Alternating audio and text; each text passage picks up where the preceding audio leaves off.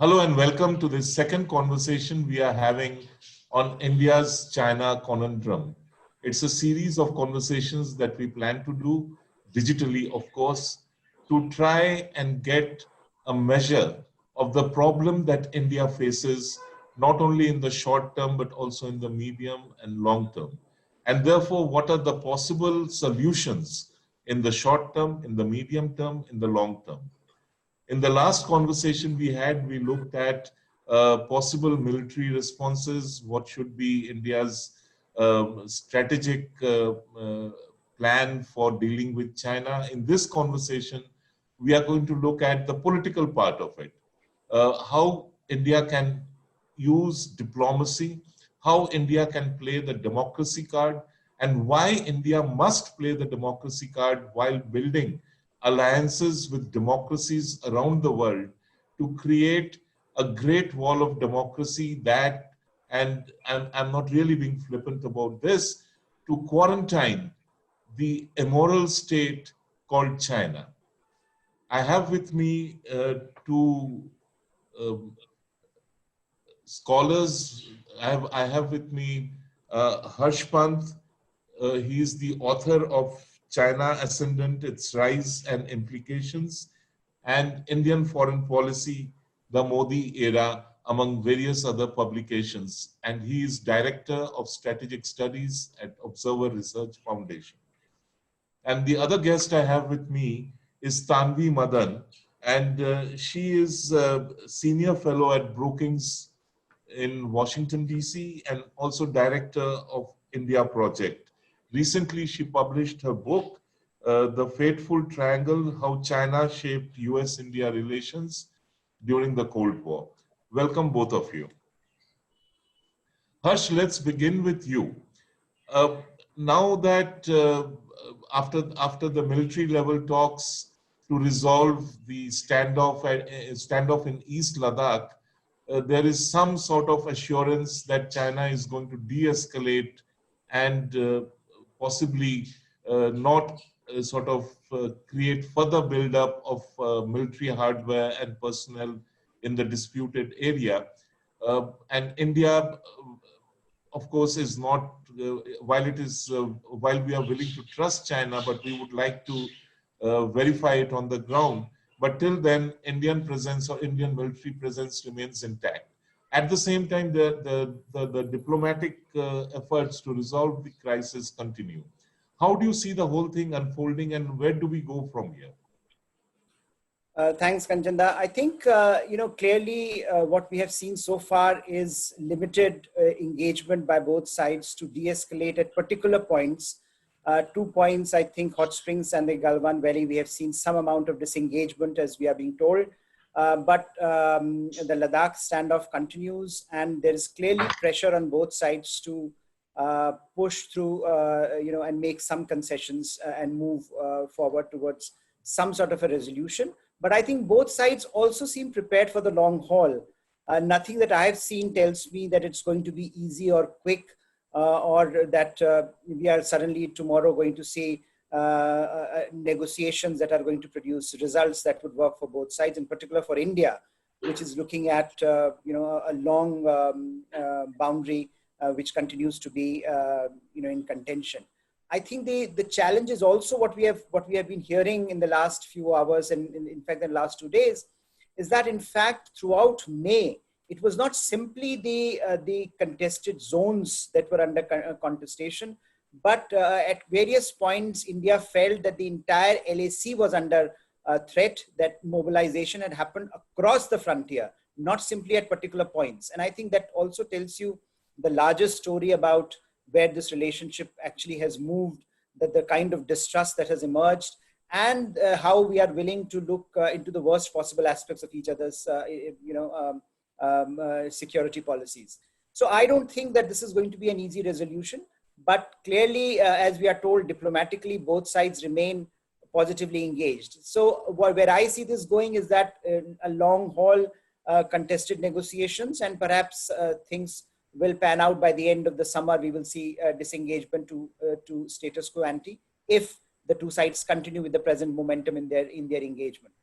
But the larger question I think that you are raising here is, what happens to the long-term Indian policy, and how do we make sure that we also build some leverage vis-a-vis China? And I think that's a question that, apart from the various military tactics and operational issues that we have been discussing, that question needs to be at the front and center.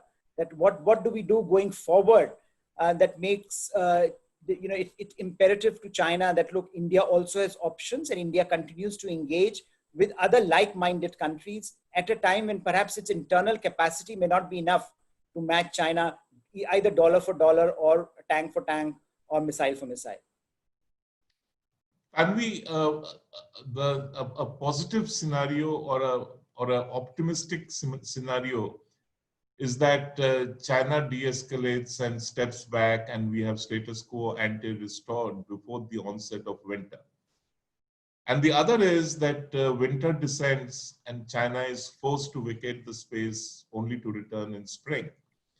And the third is that China digs in its heels, and the people and the PLA troops remain over there along with the military hardware.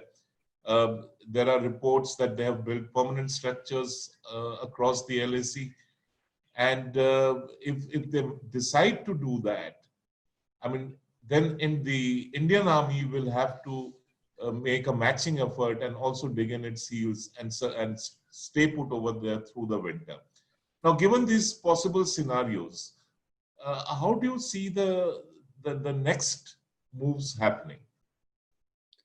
Well, I think, one of the issues is I think the Indian government has shown, whether this government or previous governments, that they are able to handle these situations for a fairly long time. So, not just a 20-day scenario as in 2013, but, the 73-day standoff around Doklam, and Sundarongchu, which is even longer in terms of years. So I think in that situation, to the extent that the governments feel that neither side is going to back down, that they will maintain this presence and match this kind of buildup. I think there's as Harsh said though, this is about a broader set of questions that needs to be asked. I think, there are certain things about this set of incidents that is different from the ones we've seen before. And others have listed them, including scale, etc. But I think we've also, since 2013, since Xi Jinping has been at the head of China, we've seen now 4 such serious kind of standoffs. One obviously involved Bhutan, but there are 3 at least bilateral ones. So this problem, I think, has to be, while you can think about how is this current situation going to be dealt with, it is about that broader set of considerations. And I think, Harsh's point, which is what do you need to do in the meantime? I think these kind of moments need to show people. It is a reflection of the fact that I think Indian policymakers have often thought that one thing India has with China is time. And what we've seen over the last kind of 2 or 3 decades is China has built up its infrastructure and its ability to kind of match what it does or mirror what it does in areas like the South China Sea, which is salami slicing, incremental movement, which doesn't rise to the level of you actually reacting in a massive way, but ends up with them actually making small gains, what in the China-India context used to be called nibbling. So I think these kind of moments should put a certain sense of urgency. It's going to be tough because of COVID and the economic and health impacts of that in terms of the impact on budgets, etc. But I think these kind of moments should essentially convey this problem's not going to go away and India doesn't have time beyond the point. So to Harsh's point, just very briefly, partners are useful for 2 things, at least. One is the one that Harsh mentioned, which is to kind of help you ensure a favorable balance of power, to use them as leverage. But there's also another aspect, which is partners can help you build capability. And they can help you build military capability. They can help you develop leverage. For example, your maritime capability, where you can put pressure on China and the Indian Ocean. Or they can help you build capability in terms of economic relationships and help you get you the resources that can then help you develop more material capabilities in terms of the military side. So I think thinking about where partners fit in, like-minded partners who have an interest for their own reasons, so this is mutually beneficial, and therefore will be sustainable, is something that India needs to think about. Has developed, but doubling down. And I think the most important thing is having a little bit more of a sense of urgency about the whole thing.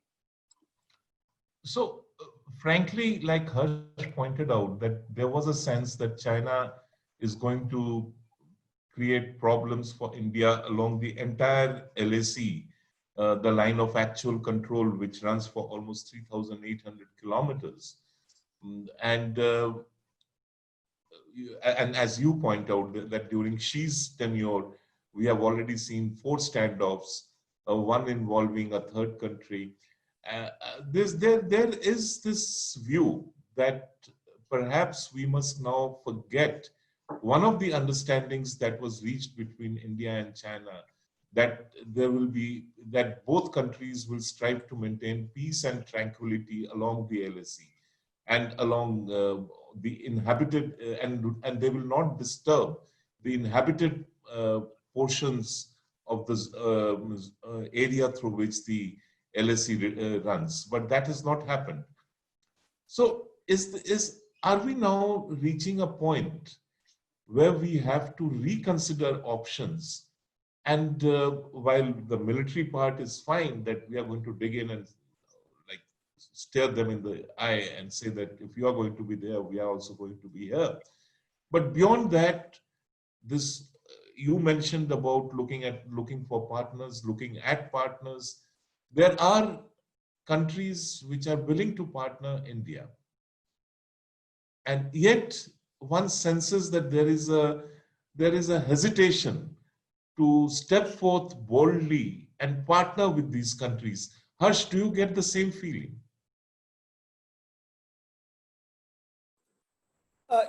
Yes, I think there has been a certain 2 steps forward, 1 step backward tendency that we have seen over the last several decades now.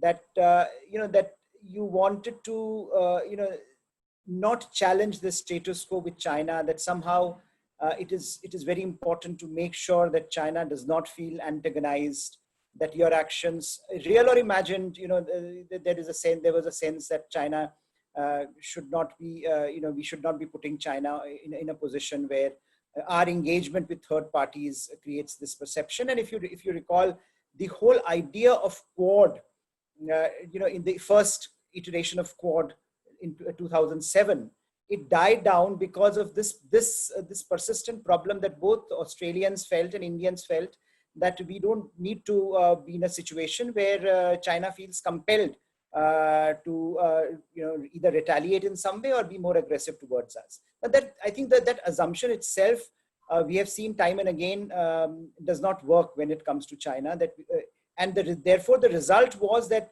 by 2017, Quad had to be revived.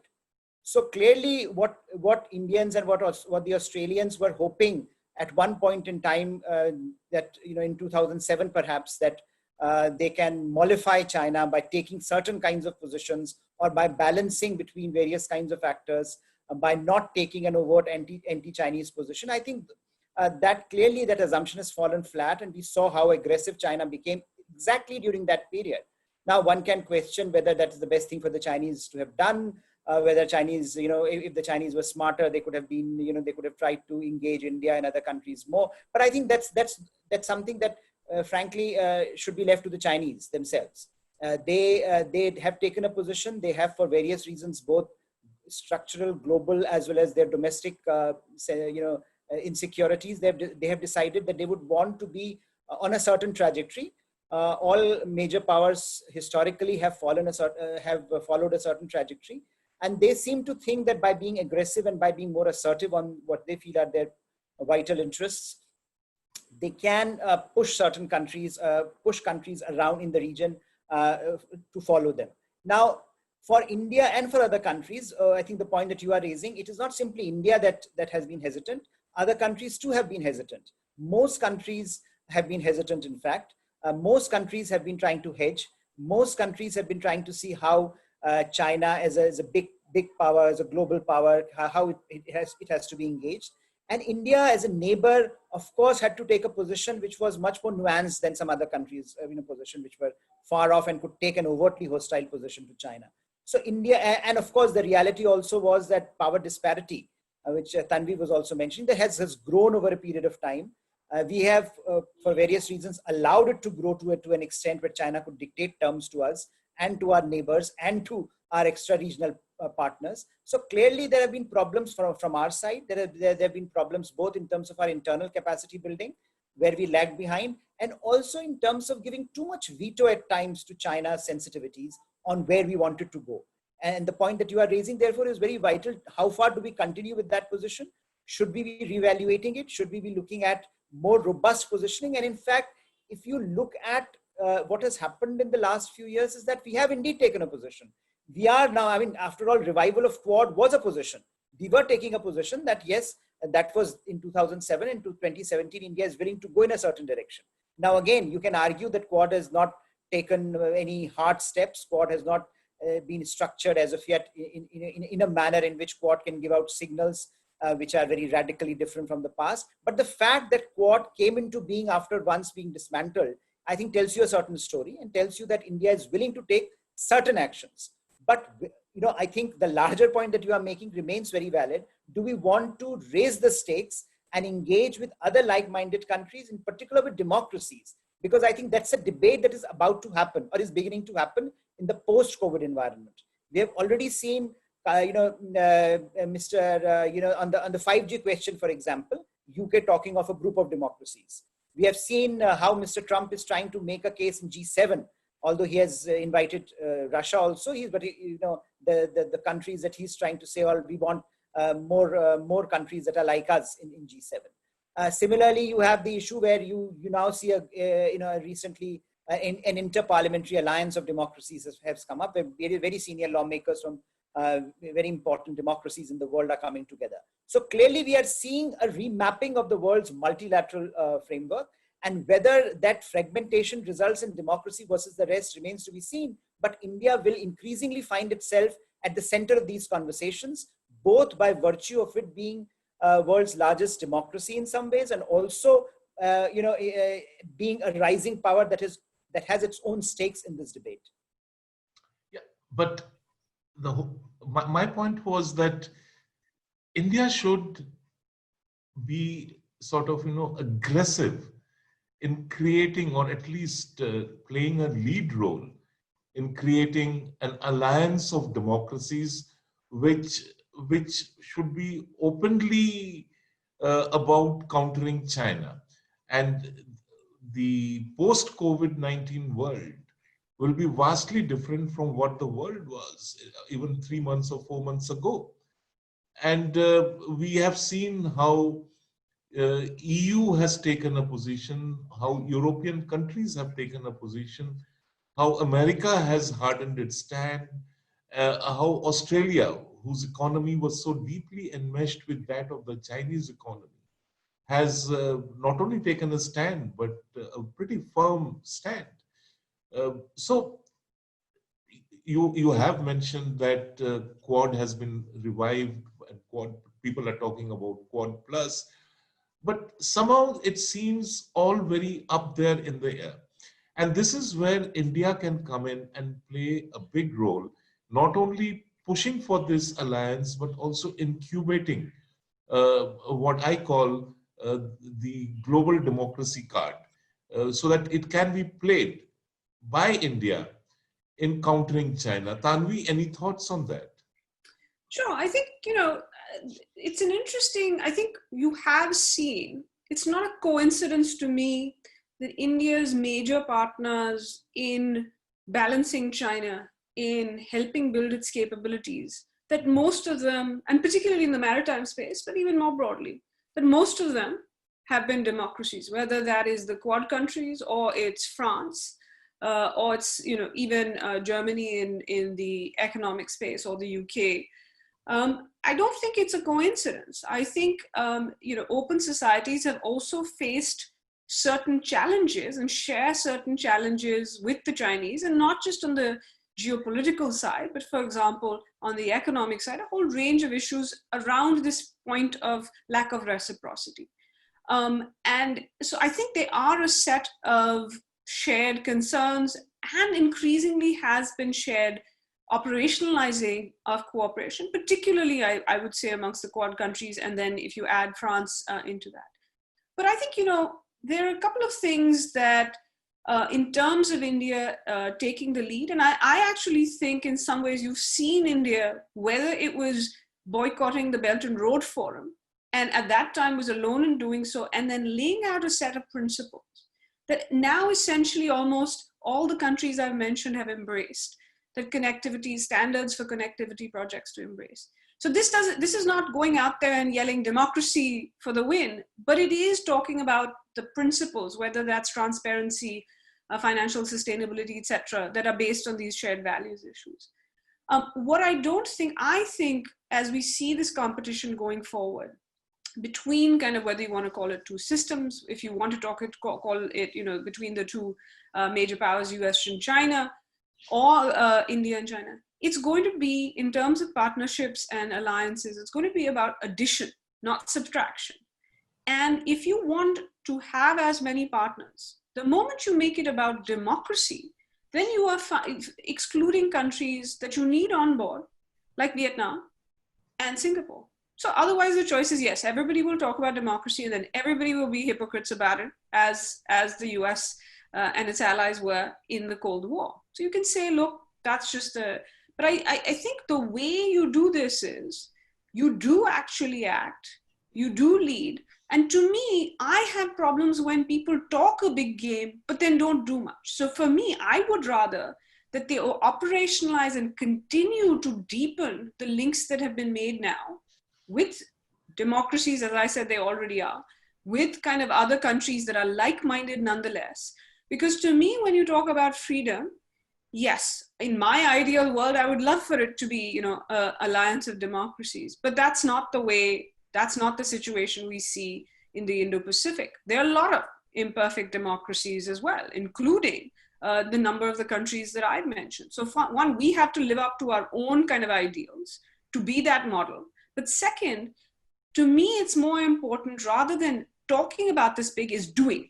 Because I think that the problem has been, there's been a lot of talk. I like to see things like the Quad Plus, though I think the core of the Quad should be maintained, but that it is then being adapted, bringing in South Korea, New Zealand, but also remember Vietnam, not a democracy. You want to bring them into the picture to talk about issues that are about freedom of choice and not getting, railroaded into certain decisions. So they are about transparency, etc.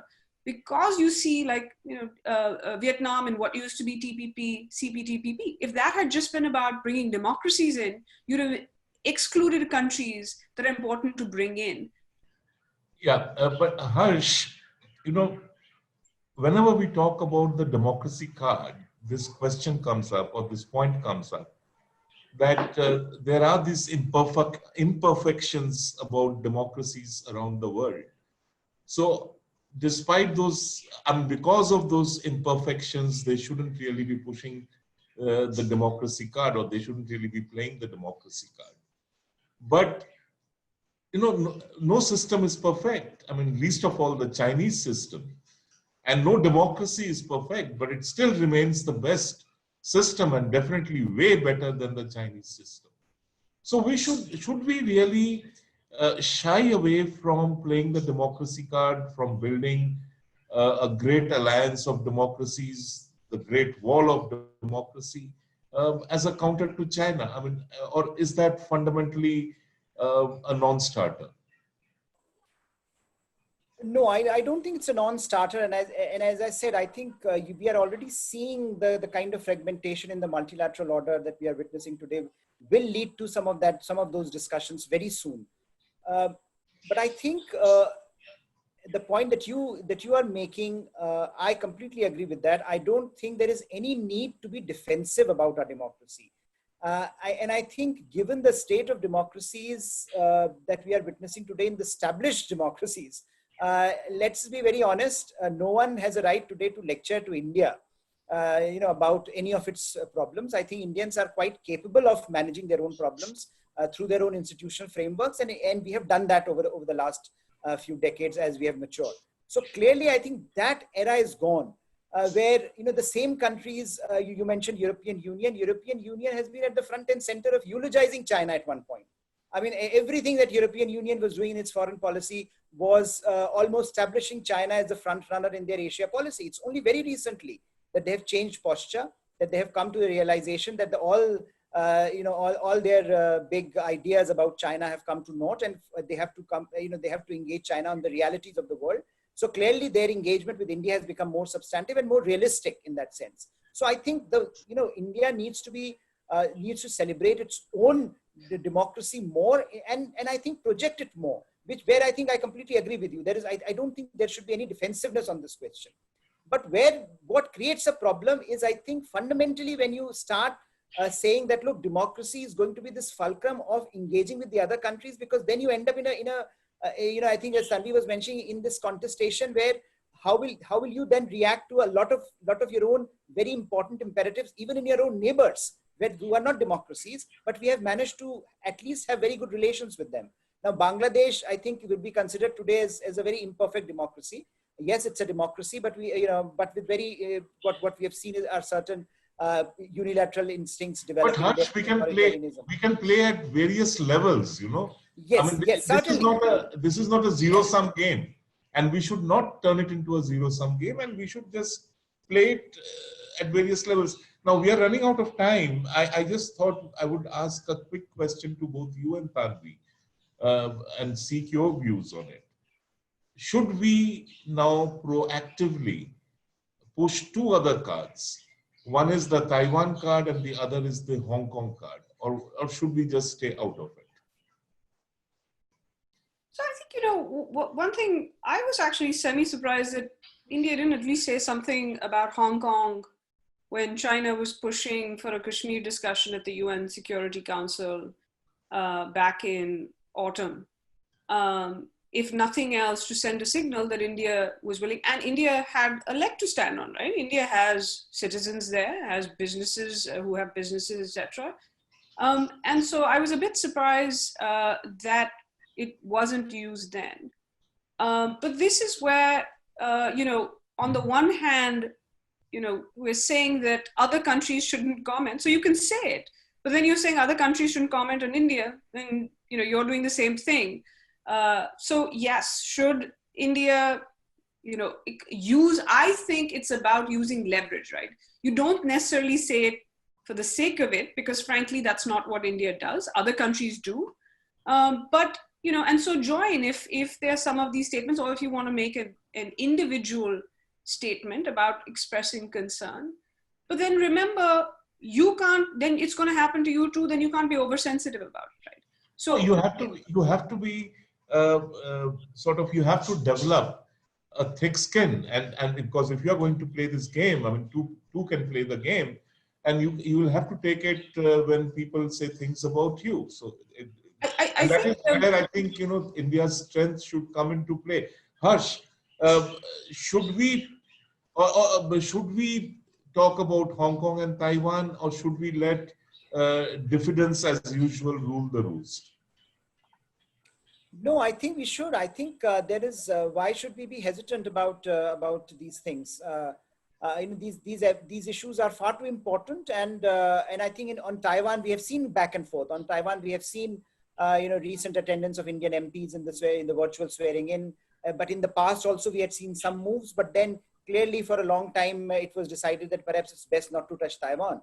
So we have seen back and forth happening on this issue. On Hong Kong we have not seen anything, partly because I think the world had rallied around to a position. Post UK China deal on Hong Kong, there was a consensus around the world on this question. So I think India also played along with it. Now, as questions are being raised, I think it's par for the course for India to come in and engage on this issue. You clearly, and I think as both of you were discussing, you clearly will have to be then prepared to take things as they come to you. This is, when you say this as a game, as a great power or major power game, that it can be,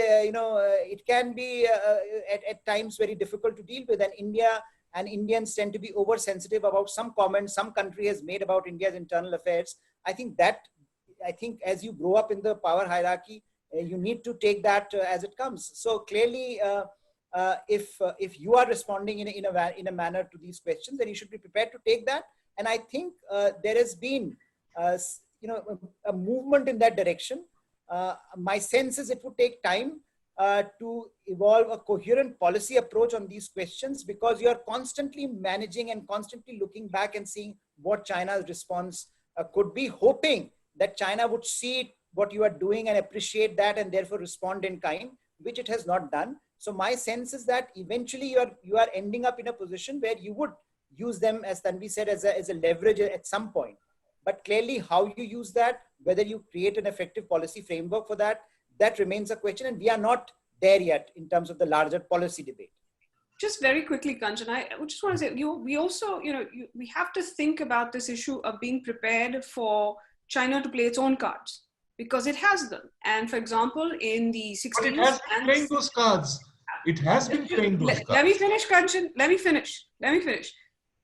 I'm just saying, yes, exactly. But you have to be prepared. It has played some cards. It has not played others. 60s and 70s, it encouraged to a much greater extent the Northeastern insurgents, for example. It played politics. It helped support the Naxalite. So I'm just saying, you want to do it, you have to be prepared for it. But I do think, it wasn't popular, and for it to be said, something Ambassador Sham Saran, I think, put very well recently, which is, if you think that not doing some things is going to, they're doing these things to you anyway. They're putting this pressure along. And so the logic that India did not do these things to persuade China to do something, it was to persuade China not to do certain things. Well, now if they're still putting pressure on you in these ways, then you do have to reevaluate what cards you're willing to use. But that means preparing yourself then that there will be consequences perhaps, and then dealing with them. As Harsh said, I agree with you, Tanvi, that it should be with the purpose of leveraging benefits out of it. And it should also be calibrated. It cannot be just, you go in and do everything in one go. So you keep on escalating according to China's response, or you de-escalate according to China's response. But this whole sense of diffidence and this reluctance that, oh, if I do this, China is going to do that. If I do that, China is going to do this. I mean, since you mentioned, the People's Daily of China had also grandly announced in 1969, Spring Thunder over India. I mean, that very soon the PLA shall be marching into Calcutta and take over all of India. So it didn't happen. And China can and will continue to needle India. And that is why China is India's conundrum. And therefore, India needs to revisit some of its China positions, some of its policies or the policy aspects on how to deal with China. And this is really required because China is not going to let up. China is going to keep on piling pressure on India. China is going to keep on bothering India, needling India either in Ladakh or in Arunachal or somewhere else, and it will continue. And that is why we need to come up with new ideas, and we need to, and in my view, the best thing that India could do is to sort of build a great alliance and be part of an alliance, and then make that alliance into a democracy alliance. Thank you, both of you. Thank you for joining this conversation, and we will bring you more in this series of conversations on India's China conundrum. Thank you, Tanvi. Thank you, Harsh.